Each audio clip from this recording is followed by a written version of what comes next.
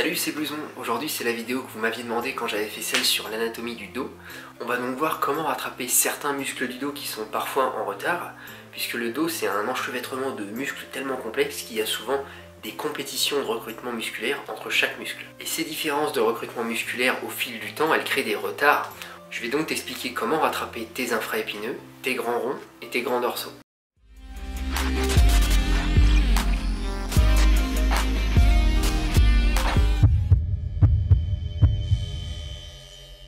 On va commencer par l'infraépineux. Si tu ignores ce que c'est, regarde ma dernière vidéo sur l'anatomie des épaules, j'y explique tout en détail.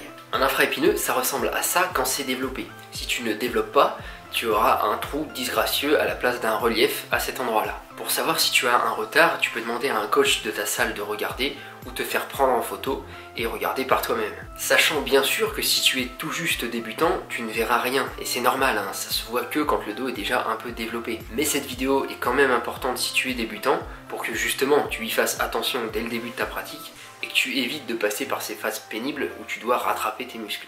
L'infraépineux est la plupart du temps de toute façon en retard puisqu'on ne l'isole généralement pas et que les exercices de dos ne le recrutent généralement que très peu. Alors comment on peut isoler l'infraépineux? Bonne question, merci. En vérité, on ne peut pas totalement l'isoler, mais on peut quand même faire un exercice qui va le privilégier grandement, même s'il recrute aussi la partie basse du deltoïde postérieur, donc tu sais, l'arrière de l'épaule là. Cet exercice, c'est la rotation de l'autostoppeur. Tu peux le faire sur une poulie réglée à mi-hauteur. Il ne faut pas que tu bouges le coude. Le bras doit rester plié à angle droit pendant tout l'exercice.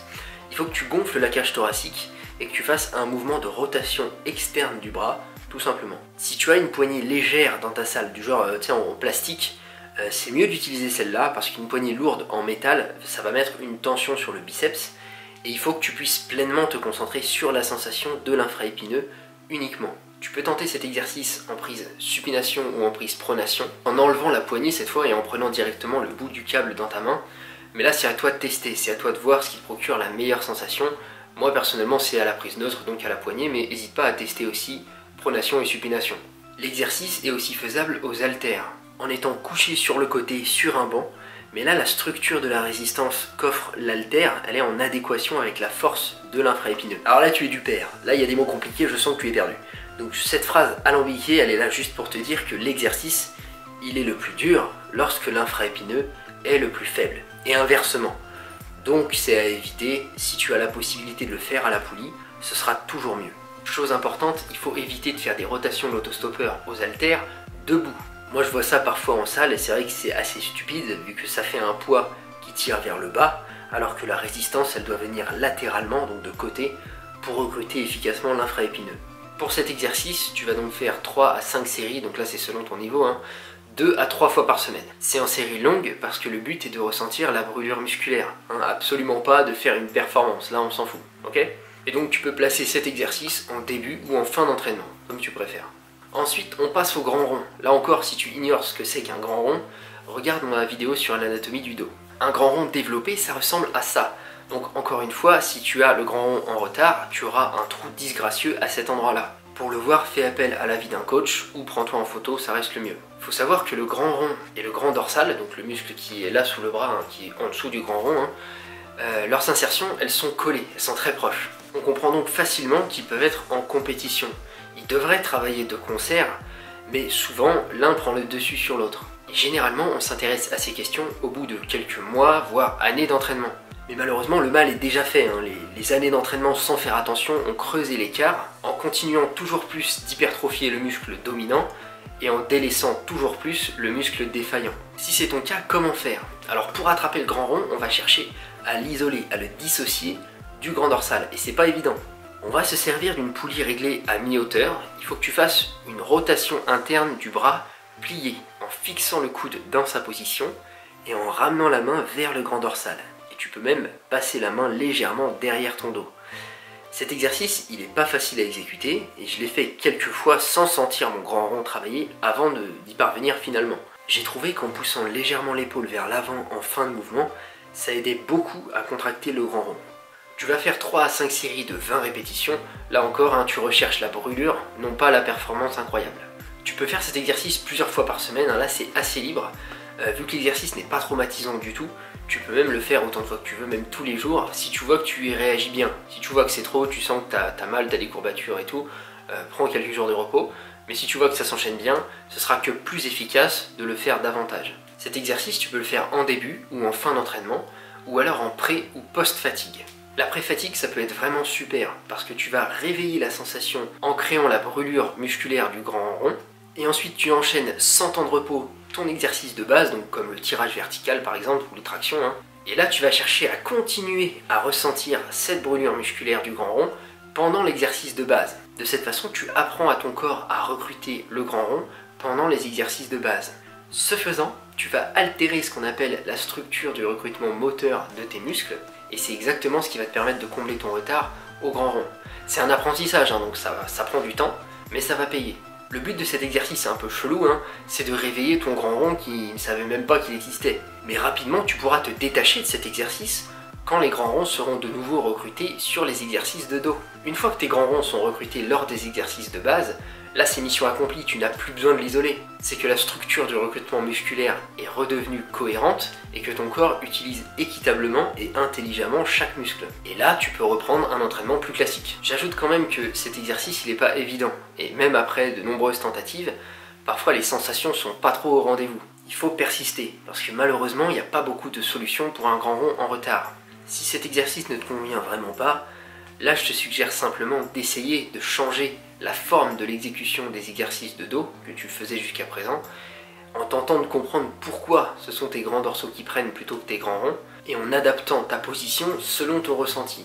Mais c'est pas simple, ça va prendre du temps, et c'est parfois même pas possible si ça fait déjà des années que tu recrutes uniquement tes grands dorsaux à la place de tes grands ronds. Ensuite, on passe aux grands dorsaux. Là, pareil, si tu ne sais pas ce que c'est qu'un grand dorsal, regarde ma vidéo sur l'anatomie du dos, j'explique dedans en détail. Les grands dorsaux développés, ça ressemble à ça. Si tes grands dorsaux sont en retard, tu n'auras pas le dos taillé en V. Là, je peux en témoigner, c'est mon cas. Moi, j'ai les grands dorsaux en retard et j'ai une avance au grand rond. Regarde cette photo, on voit bien que mes grands ronds sont très gonflés, mais que je n'ai pas du tout une forme de dos très taillée en V. Donc dans la compétition grand rond, grand dorsaux, chez moi, ce sont les grands ronds qui ont gagné. Alors pour savoir si tu as les grands dorsaux en retard, ça se voit généralement assez facilement, mais là encore tu peux demander l'avis d'un coach, ou tu peux même le voir de face, sous tes bras. Normalement, si tu as vraiment rien ici, c'est peut-être qu'il y a un retard. Le mieux reste qu'on te prenne en photo et que tu regardes et que tu te fasses ton propre avis. Ça c'est vraiment le mieux, parce que je rappelle, je fais une petite parenthèse, mais je rappelle qu'en musculation, on peut se façonner le corps qui nous plaît à nous. Et ce sera pas forcément la norme ou ce qui est à la mode en ce moment. Donc demander l'avis de quelqu'un d'autre sur son physique n'est pas toujours l'idéal pour obtenir le résultat qu'on veut nous. Donc utilise ton propre jugement quand il s'agit de regarder ton corps. L'avis des autres, Le grand dorsal, c'est un muscle en éventail très grand. Et le plus souvent, ce sont les fibres du bas qui ne sont pas recrutées. Pour recruter le grand dorsal et particulièrement ces fibres du bas, on a différents exercices. Tu peux faire le pullover unilatéral. L'intérêt de l'unilatéral, donc ça veut dire que tu fais qu'à une main simplement, c'est d'aller chercher plus loin derrière pour choper justement les quelques centimètres qui manquent lors du bilatéral et qui font que le bas du grand dorsal n'est pas recruté. Tu as aussi le rowing unilatéral au câble à la poulie basse. L'unilatéral est encore une fois intéressant pour les mêmes raisons, mais aussi pour la possibilité de se pencher du côté du dorsal qui travaille en fin de mouvement pour contracter encore plus fortement. Tu as aussi l'exercice qui ressemble à celui pour les obliques à la poulie haute, mais il s'agit de se tourner légèrement pour recruter cette fois le grand dorsal. Donc en fait, il faut que tu mettes ton dos du côté de la poulie. Et bien sûr, le meilleur selon moi, tu as le tirage unilatéral à la poulie haute. Donc là, tu mets un genou au sol, tu as la possibilité encore une fois de te pencher en fin de mouvement pour comprimer davantage le dorsal. Encore merci à l'abonné qui m'a conseillé cet exercice que je fais à chacune de mes séances de dos désormais.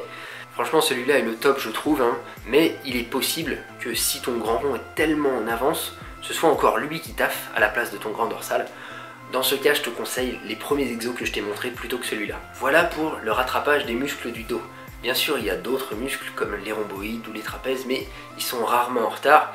Et puis je voulais pas faire une vidéo trop longue, bien sûr, mais si ça t'intéresse, comme d'habitude, demande-le-moi en commentaire, il n'y a pas de problème. Si ce type de vidéo te plaît et que tu veux que j'en fasse d'autres sur le rattrapage d'autres petits muscles du corps, tu me le dis en commentaire. N'hésite pas à échanger avec moi sur le sujet, ça m'intéresse. Et moi je te dis à bientôt, bisous. Le torse, commandant suprême, c'est moi qui ici règne. Si je bougeais ta l'eau, ce sera